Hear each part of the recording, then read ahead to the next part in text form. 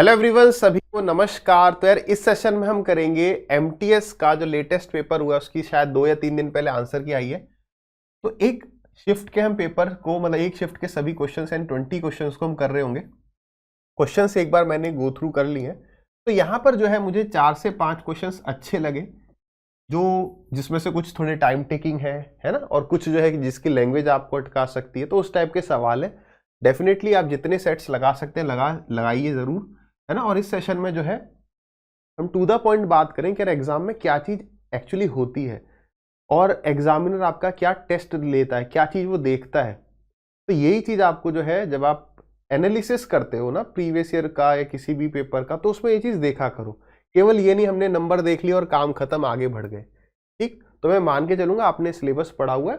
अब ब्रीफली हम जो है क्वेश्चंस को डिस्कस करते हुए चलेंगे। देखो यार, ये जो ऐसा सवाल है 1 या 2 साल पहले मेंस में आया था। क्या कह रहा है? The average monthly expenditure of a family was इतना ड्यूरिंग द फर्स्ट 3 मंथ्स, इतना ड्यूरिंग द नेक्स्ट 4 मंथ, इतना ड्यूरिंग लास्ट 5 मंथ्स। तो 5 और 4 9 3 टोटल उसने 12 महीने के बारे में पूरा खर्चा बता दिया। टोटल सेविंग्स उसकी साल में इतनी हुई थी। तो बताइए एवरेज मंथली इनकम कितना है। तो देखो इसके लिए कोई ट्रिक वगैरह पे मत जाओ, एग्जाम में ट्रिक्स उतना अप्लाई होंगी नहीं। बेसिक्स रखो ताकि आपके अगर 15 सेकंड एक्स्ट्रा जरूर लग जाए, लेकिन आप कहीं अटको नहीं ट्रिक वगैरह सोचने में। यहां पर सीधे ऐसा कर सकते हैं ना कि उसकी टोटल एक्सपेंडिचर को निकाल लेते हैं, टोटल सेविंग दिया हुआ है जोड़ देंगे तो टोटल इनकम आ जाएगी साल की। मंथली कह रहा है 12 से डिवाइड कर देंगे, क्या दिक्कत है भाई, मल्टीप्लाई करो। बिल्कुल सिंपल रखो, ऐसा ना करो पहले हम मंथली एवरेज निकाल रहे हैं, एलिगेशन लगा रहे हैं, फिर ये सब उतना झंझट ना करो वरना कहीं अटक जाओगे। तो 6 3 जा 18, 8 3 24 और 1 25, खत्म। आ जाओ फिर इसे मल्टीप्लाई करो किससे, 4 से। तो 4 0 जा 0, 5 4 जा 20, 7 चौक 28 और 2 30, 9 चौक 36 और 3 39। फिर उसके बाद क्या है आपका 5 मंथ्स। तो 0 5 2 जा 10, 9 5 जा 45 प्लस 1 46, 9 5 जा 45 प्लस 4 49।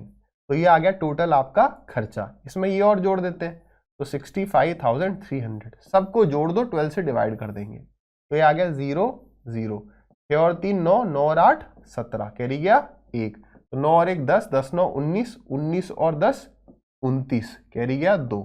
तो 6 और 4 10, 10 5 15 और 2 17, 179700 डिवाइडेड बाई 12। कर जाओ भाई। तो 12 1 जा 12, बचा कितना अपने पास 59। तो 12 पंजे 60 होता है, 12 चौक 48। तो ऑप्शन नंबर ए या डी बच रहा है। 48 के बाद 117, 12 9 जा 108। तो यही हो गया खत्म भाई। इतना जा ही रहा है, हो जाएगा। छोड़ सकते हो, नहीं तो अपना कितना 108 तक तो हम आ गए थे, फिर 90 हो जाता, 84 60, 12 पंजे 60, खत्म। ठीक है, आगे बढ़िए। चोर पुलिस में दिक्कत आती है क्या भाई? चोर पुलिस को नॉर्मली लेके चलो, ज्यादा पहले से ट्रिक वगैरह होगी, देखो अटकोगे इस सवाल में, करो ट्राई। एक चोर जो है पुलिसमैन को देखता है और भागना शुरू कर देता है उसे देखते ही 18 मीटर पर सेकंड की स्पीड से, और 12 सेकंड के बाद जो है पुलिसमैन भागना शुरू करता है। इसका मतलब आप समझ चुके हो कि वो कुछ लीड ले चुका है। कुछ भी नहीं, पढ़ते चलो अभी। तो उसके पीछे भागता है, the thief at a certain speed, किसी स्पीड पे भाग रहा है। If the policeman covered 864 metre distance to reach the thief, then the speed of the policeman is. अब यहां पर क्या हुआ, एग्जामिनर ने जो ट्रेडिशनल सवाल आते थे उसमें से लैंग्वेज थोड़ी चेंज करी। वरना हम क्या करते थे, हम पहला स्टेप यही करते थे, रटा रटाया कि सीधे इतने की स्पीड से भाग रहा है, यानी 12 मीटर 12 सेकंड बाद भाग रहा है, तो इतना वो लीड ले चुका है। अब यहां पर उस सबको करना नहीं है। यहां पर सवाल को समझो कि फिगर बन क्या रहा है। इसका मतलब पुलिस यहां पर थी, चोर भी यहीं पर था, लेकिन जब पुलिस ने चोर को पकड़ा, मतलब देखो पहले चोर यहां था, चोर ने भागना शुरू करा, 12 सेकंड भागा, फिर पुलिस यहां से भागी। तो जब पकड़ा कोई जाता है तो दोनों एक ही पोजीशन पर होते हैं, यानी कि 864 मीटर ही पुलिस ने भागा, 864 मीटर ही किसने भागा, चोर ने भागा। तो कुल मिलाकर आप ये देखो कि चोर इतने डिस्टेंस को कितनी देर में ट्रेवल करता। ठीक है, तो चोर इतने डिस्टेंस को ट्रेवल करता 864 डिवाइडेड बाई 18। सही है ना। तो हमने काट दिया, 9 से गया, 18 से पूरा काट दो, 18 पंजे 90, 18 चौक 72, 72 के बाद बचा अपना 144। तो ये आ गया 8 टाइम्स, यानी 48 सेकेंड्स। अब देखो मैं आपको वो चीज बता रहा हूं जो चीज एग्जाम हॉल में कम अप्लाई होगी, कि देखो ये आ गया 48 सेकेंड चोर का टाइम। तो इसका मतलब पुलिस का टाइम कितना, 12 माइनस कर दो तो 36 हो गया। तो ये हो गया मान लो आपका पुलिस का टाइम। तो ये टाइम का रेशियो है, ठीक। तो फिर हमारा स्पीड का रेशियो क्या होगा, क्योंकि डिस्टेंस तो सेम ट्रेवल किया है, तो स्पीड का रेशियो इसका इनवर्स हो जाएगा, ठीक है। तो ये आ गया आपका 4 से 9 बार, 36 इधर, और 4 से जा रहा है 12 बार। हम 12 से ही काट सकते थे, 12 3 36, 12 चौक 48। तो अगर चोर की स्पीड 3 है तो पुलिस की जो है वो 4 हो जाएगी। तो 3 की वैल्यू हमें 18 दी हुई है, 4 की वैल्यू 24। हो सकता है कि कई स्टूडेंट्स को ऐसे क्लिक ना भी करे, क्योंकि हमें आदत है रेशियो को पहले ही पकड़ने की। अब नहीं, मान लो लगा पाए, मान लो नहीं लगा पाए तो बेसिक से चले जाओ, 48 तक तो आप आ ही गए थे ना। तो 48 के आगे ऐसे देखो कि यार इतना टाइम चोर को लग रहा है, पुलिस को तो 12 सेकंड कम मिल रहे हैं ना, पुलिस को तो 12 सेकंड बाद भाग रही है, तो यानी पुलिस कर रही है डिस्टेंस 36 सेकंड में। तो आप ऐसे कर दो, एक स्टेप बढ़ा दो, 864 अपॉन 36 कर दो। तो भाई 12 3 36 और 12 6 72, 12 7 84, 84 के बाद 24 और फिर 3 से काट दो, 3 से फिर चला गया आपका 36 टाइम्स। एक सेकंड, 3 दूनी 6, 3 चौक 12, 2 से कटवा दिया चलो कितना आ गया, 24 सेकंड। समझ में आ रही है बातें। बी प्रैक्टिकल में आपको वो बातें बताऊं जो प्रैक्टिकली एग्जाम में हो पाती हैं, केवल आपको आकर्षित नहीं करना, आ जाओ भाई कोर्स ले लो। प्रैक्टिकली ये चीजें एग्जाम में हो पाएंगी। ये भी ठीक सवाल था। अब समझो 2 सवाल में एग्जामिनर ने थोड़ा आपको स्पीड ब्रेकर दिया, यानी आगे के कुछ सवाल आपको अच्छे मिलेंगे। उन चीजों के लिए मेंटली प्रिपेयर रहो कि यार देखो थोड़ा टाइम टेकिंग क्वेश्चंस आपको स्टार्टिंग में भी मिल सकते हैं, बीच में भी और एंड में भी, बट एक स्टूडेंट के लिए मुश्किल होता है स्टार्टिंग में मिलना। बट बी रेडी कि यार आगे अच्छे भी होंगे, अगर हमारी तैयारी अच्छी तो आगे के सवाल हम जल्दी भी निपटाएंगे। देखो the ratio of present age of A and B, तो प्रेजेंट एज का रेशियो ए और बी का कितना है, 3:1।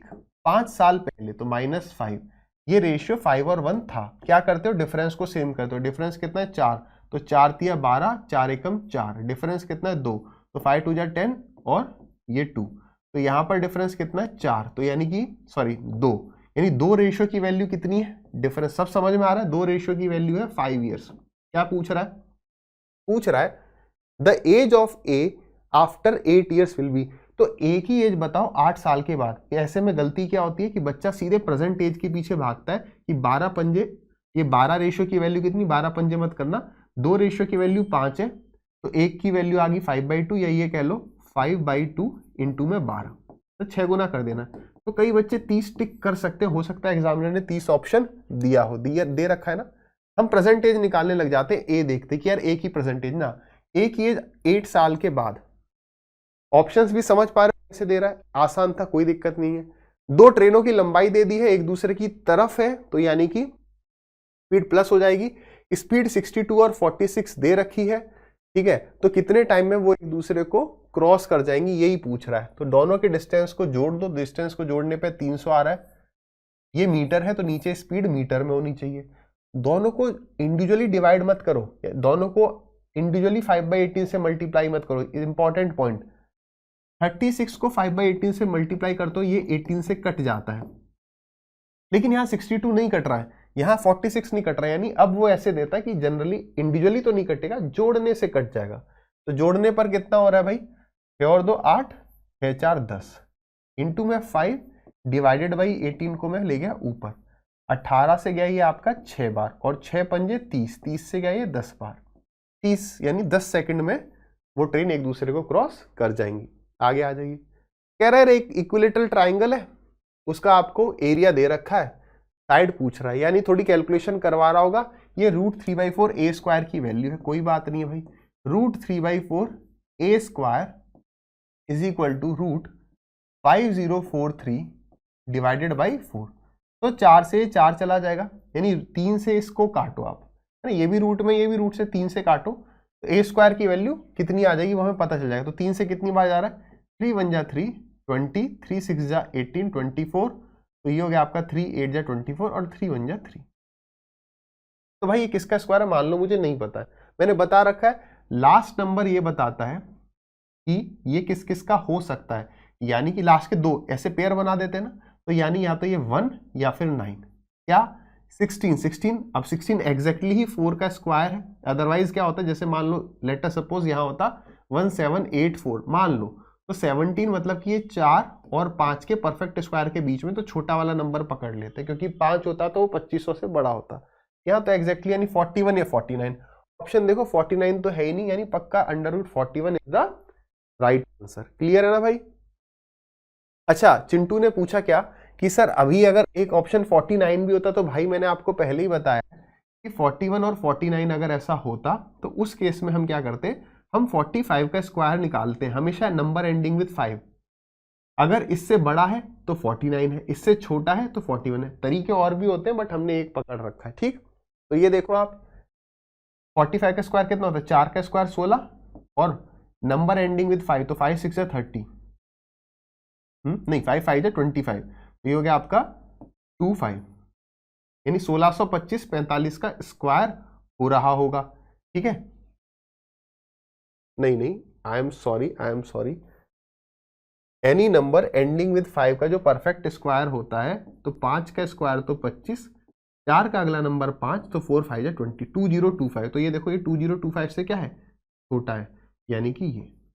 ठीक है, आगे बढ़े भाई। The average monthly income of A and B is इतना, बी एंड सी इज इतना।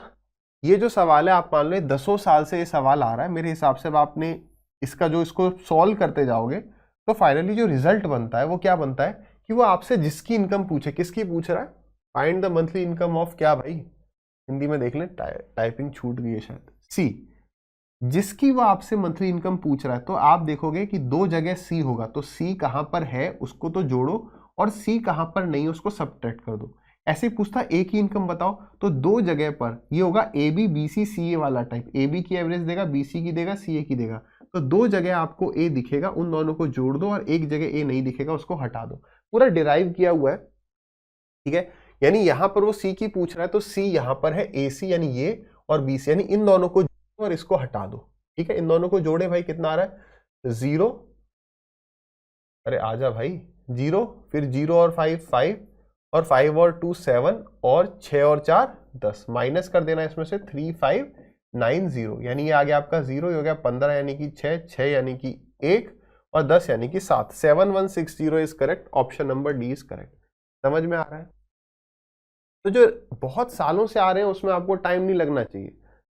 इन 100 marks the average marks scored by 50 students was found to be 65। तो 50 बच्चों का एवरेज 65 है। बाद में पता चलता है कि 88 को गलती से 68 पढ़ लिया था, यानी जब मैं करेक्शन करवाऊंगा तो भाई मेरे मार्क्स बढ़ेंगे कितना, 20। तो ये जो 20 का फर्क पड़ेगा ये सभी 50 स्टूडेंट पे बराबर पड़ेगा, यानी कितना हो गया, 5 से गया ये 4 टाइम्स, यानी 0.4 मार्क्स बढ़ेंगे एवरेज पर। तो 65.4 करेक्ट। इसमें एग्जामिनर एक ऑप्शन ये भी देता है जहां पर आप कंफ्यूज हो सकते हो, दैट इज 64.6। कंफ्यूजन होता है कि जोड़ा जाएगा या घटाया जाएगा, 64.6 तो नहीं है ना, ठीक है। तो वो यहां से डिसाइड करोगे कि इससे मार्क्स हमें ज्यादा दिए गए या कम दिए गए, यानी मेरे मार्क्स अगर 80 की जगह 90 पढ़ लिया तो ज्यादा दिए, अब वो मार्क्स कम करने पड़ेंगे तो माइनस। ऐसे रटो मत। कई बार एवरेज में बच्चे क्या करते हैं, रट लेते हैं कि यार प्लस आएगा तो मैं माइनस करूंगा, माइनस आएगा तो प्लस करूंगा। ऐसा नहीं है। अगर आपने सारे टाइप्स करे होंगे तो एक बार क्या होता है, प्लस का मतलब प्लस ही होता है, माइनस का मतलब माइनस ही। इसलिए इनको रटो मत, समझो। ठीक भाई, आगे आ जाओ। अब तक सही है ना? 2 सवालों के बाद सब आसान मिल रहे हैं। एक मैन जो है वो बेचता है आर्टिकल को एट अ सर्टेन प्राइस, जिस वजह से उसे 20% का लॉस हो जाता है। If he sells the article at इतना मोर 30% का प्रॉफिट, यानी 100 रुपीज किसके बराबर है, 30% का प्रॉफिट 20% का लॉस, यानी 50% के बराबर है। क्या पूछ रहा है, सीपी यानी 100% पूछ रहा है, यानी कि 50 से क्या 2 टाइम्स 200 आंसर है। आगे बढ़े। अब man a sum invested at 5% simple interest per annum grows to इतना in 6 years, if the amount remains the same how much will it grow. ये अच्छा सवाल है, आपको ट्राई करना चाहिए। अच्छे में इसमें मुश्किल कुछ नहीं है, बट हड़बड़ी में ना अटक जाओगे कि यार करूं क्या, करना क्या है। सीधी बात ये है, आप समझो कि दिया क्या है, तो आप कहोगे सर ये जो है हमें अमाउंट दिया है ना 806, 6 years के बाद 5% पे, यानी 806 कितने परसेंट की वैल्यू बताओ। 100 अगर मैं इन्वेस्ट करता हूं तो 6 साल में 6 5 30 ब्याज मिलेगा, तो ये 130 की वैल्यू है। प्रिंसिपल मत निकालो, 100 की वैल्यू मत निकालो।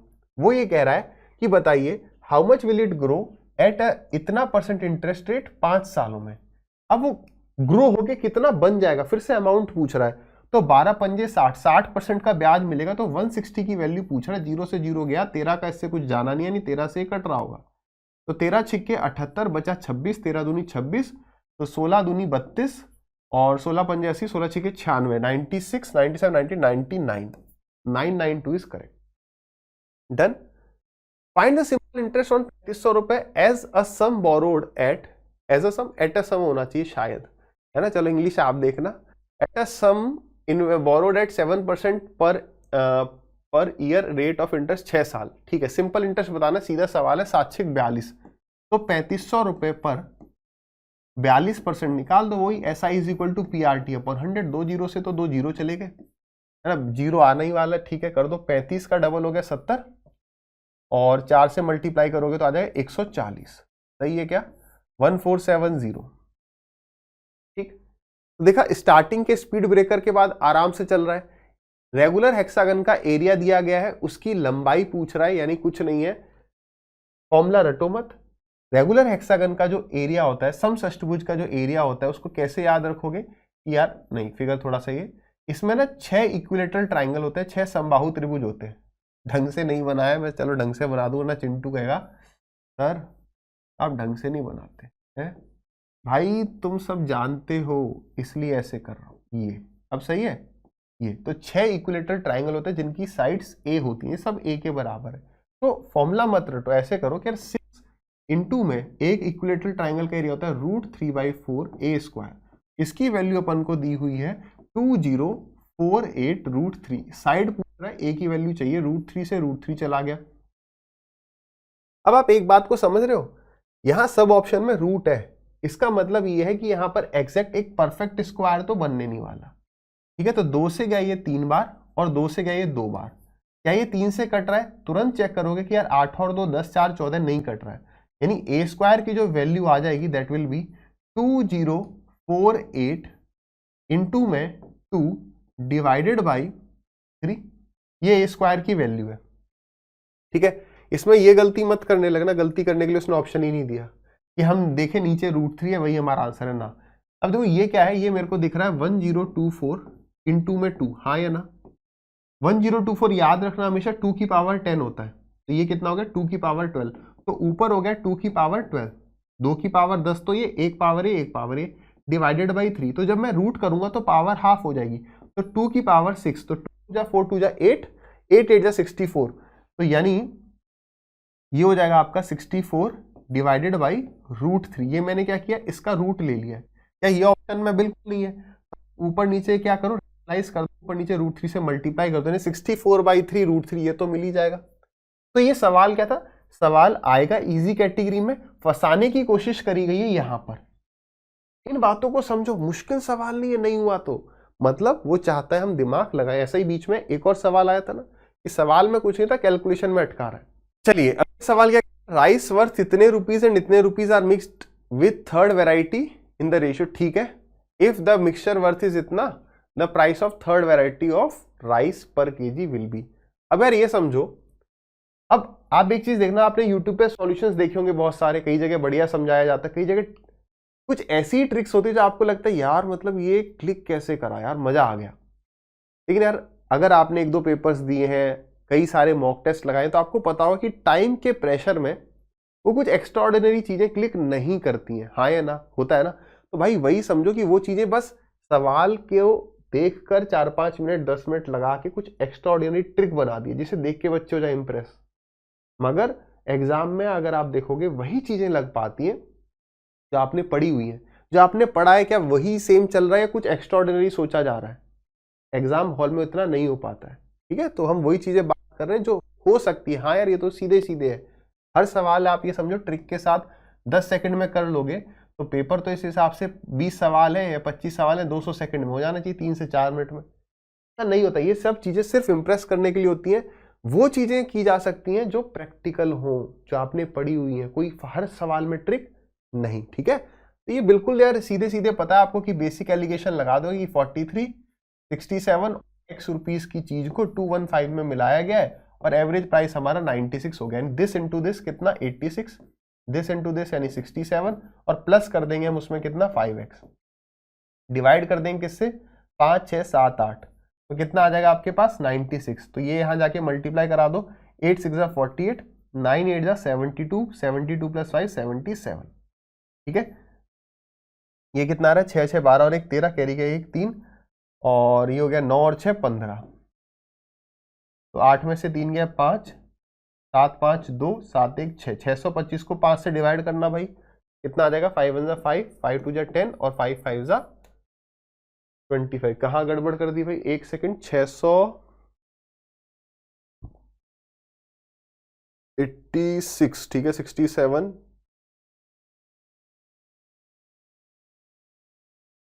यहां पर ठीक 72 + 4, तो यहां पर 1 आ जाएगा। ठीक, तो ये कितना आ जाएगा 1 2 3, 1 2 3, क्या बात है, सही है। आ जाइए आगे बढ़े। 3 नंबर्स हैं जो 6 7 और 3 के रेशियो में, उनका एलसीएम आपको दिया हुआ है, एचसीएफ क्या होगा, बढ़िया है। एग्जामिनर यहां फंसाना चाह रहा होगा जहां तक है, देखेंगे। तो समझो सवाल, मतलब इतनी प्रैक्टिस है कि समझ में आ जाए कि यार हाँ यहां पर ये गलती नहीं करनी है, क्या समझो। यानी नंबर क्या मानोगे आप, 6x 7x और 3x, तो इनका एलसीएम क्या हो गया x x x, तो ये हो गया x। 6 और 3 का एलसीएम 6, और 6 और 7 का 6 × 7, यानी ये मेरा एलसीएम होगा। बच्चे कई गलती क्या करेंगे, 6 × 7 × में 3 × x, इसको एलसीएम मानेंगे। दिस इज इक्वल टू कितना हो गया 3654। वैल्यू क्या पूछ रहा है, एचसीएफ, तो इनका एचसीएफ क्या है, इन तीनों नंबर का एचसीएफ x है, x की वैल्यू निकालनी है। तो आंसर होगा 7 से काट दो एक बार, 7 5 = 35, 7 2 = 14, 7 2 = 14, यानी 6 से भी कटेगा, 6 8 = 48, ठीक है, और बचा अपने पास कितना 42, 6 7 = 42 है, ऑप्शन में बिल्कुल है 87। तो यहां मैंने 6 और 7 से डिवाइड कर दिया, क्या 3 से डिवाइड करने पर भी ऑप्शन है क्या, अगर होगा तो सवाल और बढ़िया हो जाएगा। 3 दूनी 6 और 3 9 = 27, बिल्कुल है, समझ पा रहे हो। यहां पर समझो, यहां पर अगर होता 6:7:5, अगर ये तीनों नंबर्स आपस में कोप्राइम होते है ना, यानी इनके बीच का एचसीएफ 1 है, तो वो तो बढ़िया है, नंबर को मल्टीप्लाई करो x लगा दो। लेकिन 6x 7x और 3x का एलसीएम 6 × 7 × 3x नहीं होगा, वो होगा एलसीएम लो इन नंबर्स का। तो 6 और 7, 3 का एलसीएम तो 6, 6 और 7 42। ठीक है, आगे बढ़ेंगे नेक्स्ट क्वेश्चन पर। क्या कह रहा है, find the simple interest on इतने रुपए borrowed at 7% rate of interest. ये अब देखो फिर से आसान आ गया, SI is equal to principal into में रेट इंटू में टाइम अपॉन 100। तो 7 5 = 35, 3 = 105, 1050, खत्म।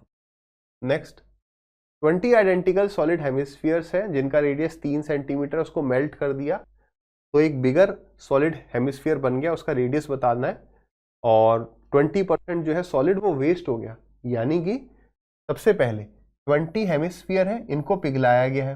अब पाई मत लिखो क्योंकि पाई इधर भी है पाई उधर भी, वो कट जाएगा। तो 20 इंटू में एक हेमिस्फीयर का फॉर्मूला क्या होता है, एक हेमिस्फीयर का वॉल्यूम क्या होता है, मेल्ट करते तो वॉल्यूम बराबर रहता है ना। तो यहां पर आ जाएगा आपका 2/3 पाई r³, ठीक है, is equal to 2/3 pi r³।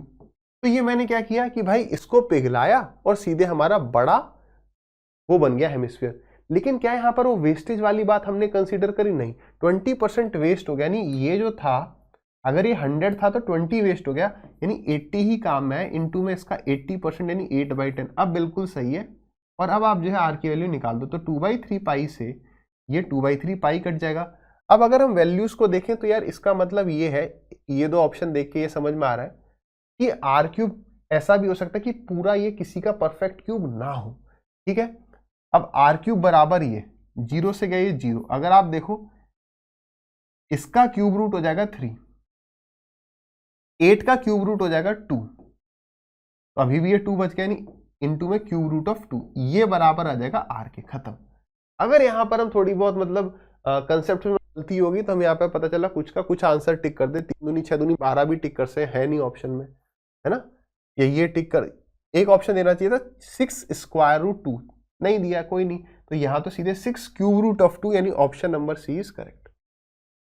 आ जाइए भाई, ये आ गया आपका स्टैटिस्टिक्स का है, DI का the following bar graph shows the production of cement in 10,000 tons by 4 companies X, Y, Z and W during the period इतने से इतना. Study the graph carefully and answer the question. Which company has the maximum average production over the course of 3 years? ये 4 companies के 3 साल का data है. Average बताना है किसका ज्यादा है. आपको पता है ना, एवरेज मतलब कि जो भी पहली कंपनी का सम है उसको डिवाइड बाई 3 करो, दूसरी का सम है उसको डिवाइड बाई 3, क्योंकि 3 ईयर्स है. तो आपको पता होगा आई थिंक, इसमें कोई बड़ी बात नहीं है. यानी कि ये बड़ा होगा, यानी कि इसका मतलब ए भी बड़ा होगा. मतलब अगर ए का एवरेज बड़ा है तो ए का आप केवल सम लो, 3 से डिवाइड क्यों करना, दोनों तरफ वही चीज हो रही है. यानी केवल सम को कंपेयर करना है. यहां पर मैंने कितनी बार आपको बताया कि डीआई में कभी भी ऐसे ना करो कि आप रैंडमली जोड़ने की कोशिश कर रहे हो कि यार 7 + 6.9 और ये आप एज्यूम कर रहे हो यार ये इतना हो जाएगा. कुछ मत करो, हमेशा यूनिट डिजिट से जोड़ते हुए चलो, उससे बेस्ट कुछ नहीं है. अगर आपने बहुत सारे पेपर लगाए होंगे तो एक आधी बार हुआ होगा कि यार जोड़ते जोड़ते गलती हो गई. कोई कह देगा कि देखो ऐसा करो 6 6 12 12 नंबर को एक साथ जोड़ो, डेसिमल को एक साथ. जहां डेसिमल नहीं होंगे फिर, जहां जीरो होंगे फिर. एक रूल बनाओ, चीजों को स्टैंडर्डाइज करिए कि यार ऐसे ही करेंगे. अपना तो एक सिंपल फंडा है क्या, कि सीधे जोड़ते हुए चलो भाई. ठीक, तो देखो जैसे यूनिट डिजिट वो भी, क्योंकि यहाँ पे डेसिमल है तो डेसिमल से शुरुआत की जाएगी. 9 मैं पहले ये जोड़ रहा हूँ W का, तो ये हो गया आपका 9, 9 और 8 17, कैरी गया 1, 7 और 1 8, 8 और ये हो गया आपका 12 20, 20.7. ठीक है, आगे बढ़िए. दूसरी कंपनी 6.2, तो 2 2 4, तो ये आ गया 4. उसके बाद 6 और ये हो गया 7 और 7 7 दूनी 14 और 6 20, 20.4. नेक्स्ट सबको जोड़ना है, छोड़ो कुछ मत, चारों ऑप्शन है. 6 6 12 और 12 और 5 17, कैरी गया 1, 7 और 1 8, 8 और अपना 6 14, 14 और 6 20, तो ये भी 20.7. यार इसका मतलब ये, अगर मैंने गलती नहीं करी, इसका मतलब जो अब आने वाला है वही आंसर होगा. बट इतना दिमाग भी एग्जाम में कई बार नहीं काम करता, जो सच्चाई है ना. क्योंकि देखो ये दोनों तो बराबर है, मल्टीपल ऑप्शन तो दिए नहीं कि दोनों हो सकते हैं, और ये कम है, यानी लास्ट वाला होना चाहिए. देखो तो ये हो गया आपका 0.1 + 0.2 0.3, 8 और 8 16 5 21, बिल्कुल है. अब ये कौन सा कंपनी है, X. गलती क्या हो सकती है, उसने बोला X Y Z W. अब देखो इसमें गलती से ऐसा हुआ है, उसने जानबूझ के कोशिश करी, X Y Z W उल्टा दे दिया है. ठीक है, तो यहाँ पर X will be the right answer, यानी ऑप्शन नंबर बी. बेसिक से जोड़ो ज्यादा. अब जो ऐसे देख के ही मैं बता दूं, कई बार होता है जब हम ज्यादा प्रैक्टिस नहीं करके जाते, सोचते देख के ही बता देंगे. देख के तो ये सबसे कम लग रहा है कि यार ये दोनों तो बराबर, यहाँ इतना कम, ये तो नहीं होगा. कभी भी तुक्के ना मारो. मान के चलो एग्जामिनर बहुत मेहनत करके सवाल बना रहा है, अपनी मेहनत पे जैसे आपको भरोसा है, ऐसे उसकी मेहनत पे भी थोड़ा भरोसा रखो, है ना. मतलब उसको हल्के में नहीं लेना, दुश्मन को कभी अपने को हल्के में नहीं लेना है. क्या कह रहा है भाई, रिया ने ऑफर किया 12% का डिस्काउंट अपने गुड्स पे, ऑफर किया 6% अतिरिक्त डिस्काउंट. अगर कैश पेमेंट करता है, फैन का एमआरपी इतना है, बताओ पेमेंट कितना. बस मतलब कि कैलकुलेशन करनी है. डेसिमल से मुझे ये समझ में आ रहा है, थोड़ी सी कैलकुलेशन हो भी सकती है, घबराने का नहीं. 6% का डिस्काउंट का मतलब 94/100. मैंने कई बार बताया है कि कैलकुलेट ना करो कि 6% फ्रैक्शन में कितना होता है, सीधे 100 के साथ खेलो, जीरो कट जाते हैं. जीरो के साथ खेलना आसान होता है. 6% का डिस्काउंट है, 12% का पहले भी था, तो इनटू में 88/100. ठीक है, तो 2 जीरो से हमारे 2 जीरो कट गए. क्या मुझे और 2 जीरो काटने चाहिए, नहीं काटने चाहिए. क्यों, क्योंकि ऊपर 2 तो बहुत सारे, 5 नहीं है. लास्ट सेशन में ही बताया था, तो सेशन को थोड़ा रेगुलरली फॉलो कर लिया करो. तो यूनिट डिजिट तो देखो 2 जीरो है, यानी कि ये हो सकता है, ये हो सकता है, ये हो सकता है. क्या एक बार यूनिट डिजिट से देख ले, तो 4 चौक 16 और 6 अट्ठे, क्योंकि ये देखो 4 4 जा 16 और 8 6 जा 48, तो यूनिट डिजिट 8 होगी, 100 से डिवाइड होगा, यही होगा. जीरो तो आ ही नहीं सकता ना. देखो 2 जीरो यानी कि 2.2 के बाद डेसिमल आएगा, तो जीरो तो एंड में वैसे भी आ ही नहीं रहा. इसका ए है. दूसरा, अगर कल वाला लेक्चर देखा हो, यानी कल वाला जो हमने MTS HSL का पेपर किया था, तो यहाँ पर मेरे को एक खूबसूरत नंबर भी दिख रहा है 11. आप 11 का डिविजिबिलिटी रूल भी चेक कर सकते हो, वो कहीं और नहीं अप्लाई हो रहा होगा, इधर ही हो रहा होगा. ठीक, आगे बढ़िए.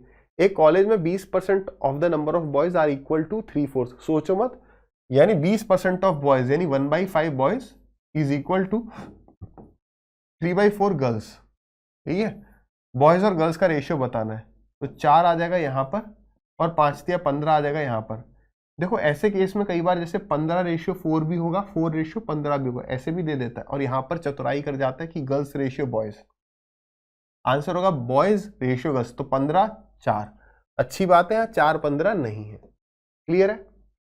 आगे क्या कह रहा है, Atul sold 2 sacks of rice for इतने रुपए ईच, वन ही गेन्स इतना, ऑन अदर ही लूज इतना, तो बताइए total percentage profit and loss क्या है। ये भी इंपॉर्टेंट क्वेश्चन हो जाता है, ये वाला तो इजी होता है, बच्चों को पता है। अब इसमें बता दूं 2-3 चीजें जो पूछ सकता है। पहला, इस सवाल का तो आंसर सीधे ही है कि जब एसपी सेम होता है, जब एसपी सेम होता है और हमें x% का प्रॉफिट हो रहा हो, x% का लॉस हो रहा हो, तो हमेशा नेट लॉस होता है। हमेशा क्या होता है, नेट लॉस होता है। कितने का, x² 100% का, तो 20 का स्क्वायर हो गया 400/100, 4% का लॉस, 4% प्रॉफिट तो नहीं दिया, देना चाहिए था एक। अब मुझे अब आप पॉज करके रोक के वीडियो बताते जाना क्या क्या आंसर टिक करते। अगर यहां पर कर दे, अगर यहां पे कर दे Atul buys 2 sacks of rice और इतना ईच, तब क्या टिक करते, सोच लो आराम से। सोच लिया तो आंसर होना चाहिए नो प्रॉफिट नो लॉस, क्योंकि दोनों ऑब्जेक्ट का सीपी सेम है, पूछा हुआ है, बी रेडी। लास्ट एक सवाल क्या हो सकता है कि फाइंड प्रॉफिट या loss in rupees, in rupees. तो पहली बात तो प्रॉफिट तो होता ही नहीं, ऐसे केस में लॉस होता है। कितने रुपए का, तो कई बच्चे क्या करते हैं, जैसे 4% आया तो कई बच्चे इसका ही 4% निकालने लग जाते हैं। मेरे भाई क्या ये सीपी है, नहीं है, ये सेलिंग प्राइस है। इतने में बेचने पे मेरे को 4% का लॉस हो रहा है, यानी कि अगर 100 हमारा सीपी है तो 4% का लॉस, तो एसपी कितना सॉरी 96 हो गया, यानी कि 19200 जो है ये 96 की वैल्यू है।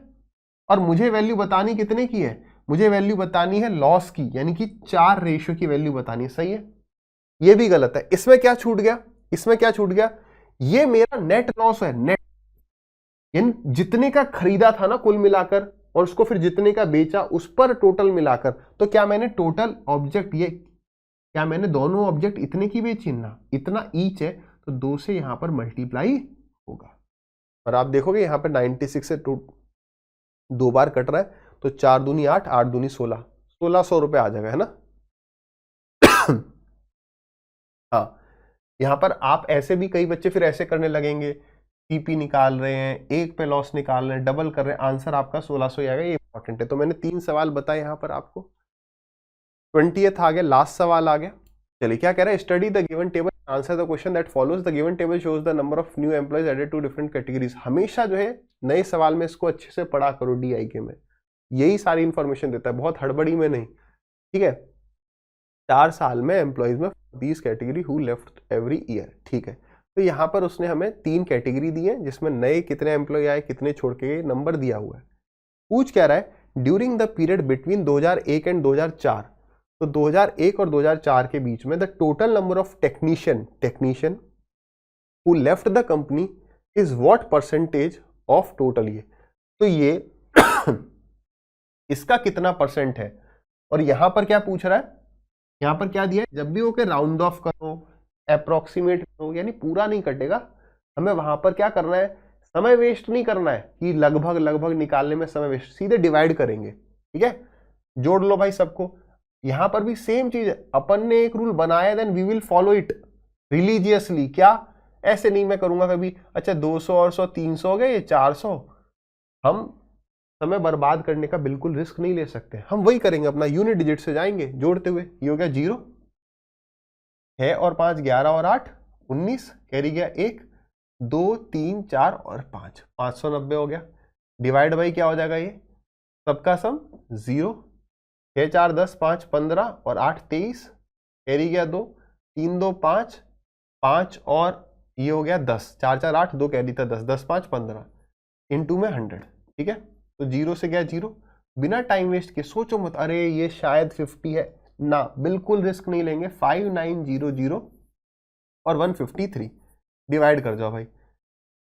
153 से इसको डिवाइड करोगे, एक डिजिट इसकी हटा लो, एक इसकी हटाओ, 15 कितने जा 59, तो लगभग 15 चौके 60, ये 40% के आसपास होगा। लेकिन मैंने आपको क्या समझाया, ये यूट्यूब पे इम्प्रेस करने के लिए, एग्जाम में मैं भी ऐसे अप्रोक्स नहीं मारूंगा, वैसे संभावना इसी की है, क्योंकि 39 क्या सीधे 35, समझो ना, 15 चौके 60, 6000 होता तो 40% होता, उससे कुछ कम होगा। तो हमने क्या 15 तिया 45 तो होगा, तो 3 3 जा 9 और 15 तिया 45, माइनस करो भाई, 10 में से 9 गया, 1 आ गया, 8 बचा, 5 और 3 8, 131, यहाँ पर आ गया 0। तो 153 से कितनी बार जाएगा, अगर देखा जाए कितनी बार हो सकता है, 30 समथिंग, या 9 या 5 होगा। तो अगर आप देखो 153 10 जा तो 1530 जाता नहीं, ये 9 या 8 टाइम्स होगा। अगर 9 देखो तो 9 थी 27 और 15 नहीं में 135, 137, यानी ये 38 पॉइंट समथिंग होगा, जो कि अप्रोक्सीमेटली 39 आ रहा होगा। प्रैक्टिस करोगे ये डूएबल है, ठीक है। तो इसी के साथ भाई सेशन होता है एंड। कैसा लगा कमेंट में जरूर बताना।